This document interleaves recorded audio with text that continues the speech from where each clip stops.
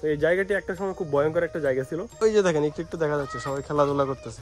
এই মুহূর্তে আমি আছি হচ্ছে আমাদের গ্রামের একটা প্রকৃতিময় রাস্তার মধ্যে। আশা করি আমার পিছনে ফুটেজটা দেখে আপনারা বুঝতে পারতেছেন। এই রাস্তাটা মূলত কটিয়াদি টু মঠকলা গাজীপুর নরসিংদী যে হাইওয়ে রুটটা আছে, সেই রুট থেকে আমাদের গ্রামে ঢোকার একটি গ্রাম্য রাস্তা বলা যায়।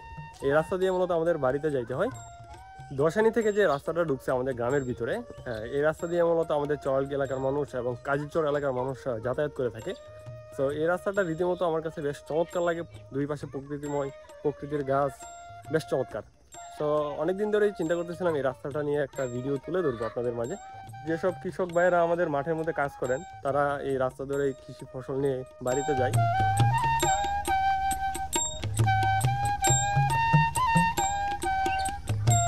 এই মুহূর্তে আমার পিছনে যে রুটটি দেখতে পাচ্ছেন, এটা হচ্ছে দশানি মঠকলা নরসিংদী গাজীপুর হাইওয়ে রুট।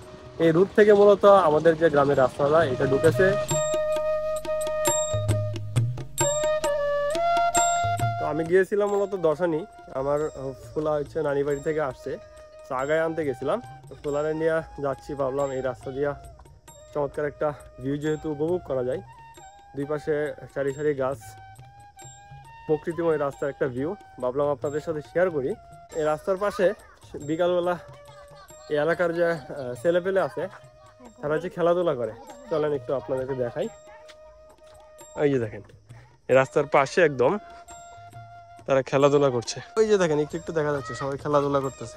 গ্রামে তো তেমন একটা খেলার মাঠ নাই, জাস্ট ওই যে মানুষের যে কৃষি জমিগুলা পতিত পড়ে থাকে, সেই জমিগুলাতে মূলত তারা খেলাধুলা করে। এই মুহূর্তে আমাদের এই রাস্তার যে জায়গাটির মধ্যে আছি, তো এই জায়গাটি একটা সময় খুব ভয়ঙ্কর একটা জায়গা ছিল, বিশেষ করে এইভাবে বলা যায়।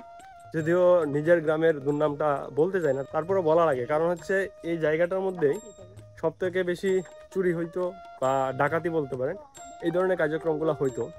যদিও এখন নাই, বাট এই কাজগুলা দেখা গেছে আমরা যখন ছোট ছিলাম আরও 15-20 বছর আগে এই ধরনের ঘটনা এই জায়গাটাতে ঘটতো। যাই হোক, এখন আমরা অনেকটাই নিরাপদ আছি। এই জায়গার মধ্যে এই ধরনের ঘটনা অনেক বছর ধরে হয় না।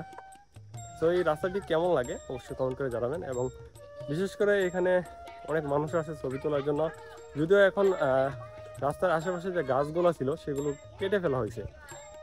গাইস, সবাই আঙ্কেলের পেজটাকে ফলো করে দিবেন, লাইক করে দিবেন, শেয়ার করে দিবেন। আসসালামু আলাইকুম।